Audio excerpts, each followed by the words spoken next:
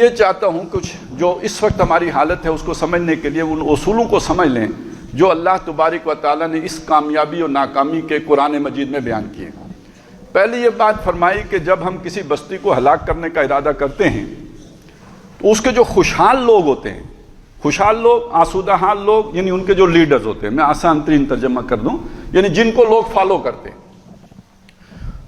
ان کو ہم کھلی چھٹی دے دیتے ہیں، یعنی کوئی پکڑ دکڑ نہیں ہوتی، من موجی زندگی بسر کر سکتے ہیں، تو وہ پھر اس بستی میں فسق و فجور کا بازار گرم کر دیتے ہیں، نئی سے نئی گمراہیاں لے کے آتے ہیں، نئی سے نئے نافرمانیوں کے طریقے نکالتے ہیں۔ فَفَسَقُوا فِيهَا، جب وہ یہ کرتے ہیں تو فَحَقَّ عَلَيْهَا الْقَوْلُ، ان پر ہماری بات ثابت ہو جاتی ہے۔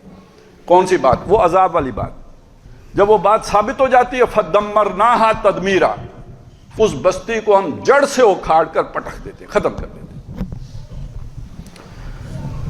اور اس میں کوئی تمیز نہیں ہے کہ وہ مسلمان بستی ہے یا کافر بستی ہے۔ یروشلم کی بستی مسلمان بستی تھی، اس میں نبی بھی موجود تھے، لیکن یہ کہ بحیثیت مجموعی اس کا رخ جب یہ ہوا غلط ہو گیا، اللہ نے بخت نصر کو بھیجا۔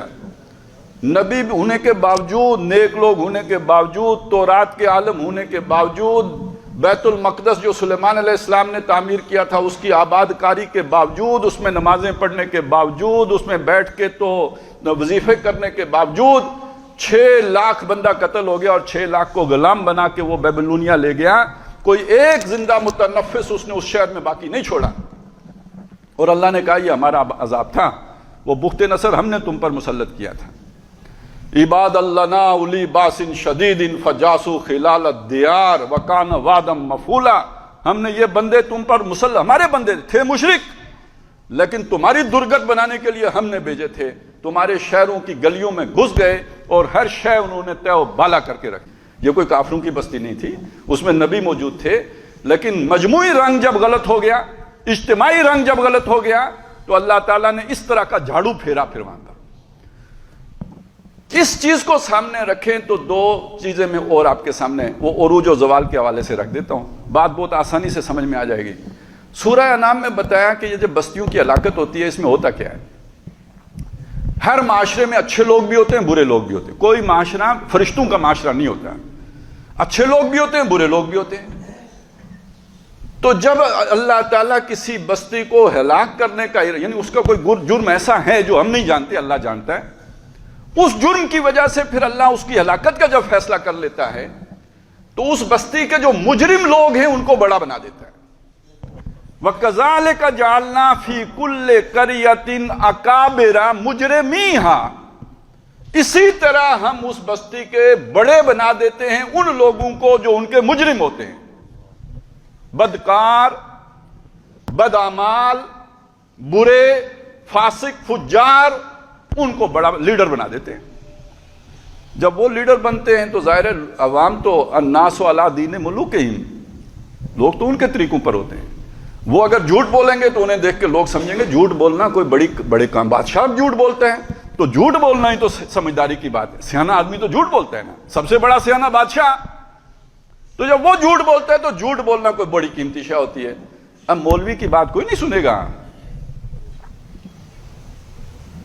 کیونکہ اتنا بڑا کامیاب آدمی جھوٹ بول رہا ہے تو جھوٹ بولنے ہی میں عظمت ہے۔ جب وہ چوری کریں گے تو لوگوں کو مولوی کا آواز سن کے چوری سے لوگ باز آئیں گے، جب وہ کرپشن کریں گے تو ہمارے سمجھنے سے کرپشن چھوڑیں گے۔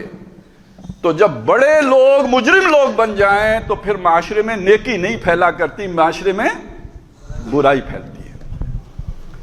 جب یہ کام شروع ہو جائے تو اہل نظر سمجھ جاتے ہیں یہ معاشرہ نہیں بچ سکتا۔